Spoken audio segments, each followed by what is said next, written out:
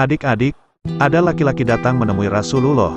Ketika itu, di antara dua buah gunung, terkumpul harta rampasan perang berupa kambing yang sangat banyak. Laki-laki itu benar-benar tergiur untuk memiliki demikian banyak kambing. Nafsu mendorongnya untuk meminta semua kambing itu kepada Rasulullah. Pada awalnya, ia agak ragu karena bagaimanapun permintaan itu benar-benar berlebihan, apalagi ia baru saja memeluk Islam. Namun, desakan hati sudah keluar melampaui lidahnya sehingga ia pun meminta juga kepada beliau. Tanpa banyak menimbang, Rasulullah segera memberikan kambing sepenuh lembah di antara dua gunung itu kepada laki-laki tadi. Terkejut bercampur senang karena kedermawanan yang luar biasa ini, laki-laki itu membawa pulang rombongan kambing dan menemui kaumnya.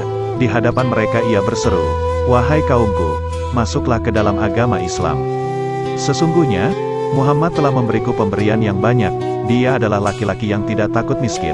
Maka, seluruh kaum itu pun menyambut seruan untuk memeluk Islam. Anas bin Malik berkata, orang tersebut masuk Islam hanya untuk mengharapkan keduniaan.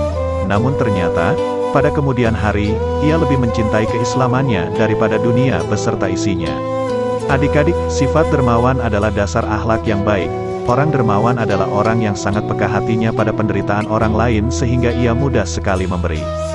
Muslim meriwayatkan bahwa Rasulullah adalah orang yang paling dermawan, bahkan melebihi tiupan angin. Ya, mengapa tidak? Bukankah Rasulullah tidak pernah mengatakan, tidak kepada mereka yang meminta bantuan? Bukankah Rasulullah selalu memberikan harta walaupun dirinya sendiri dalam keadaan tidak berpunya?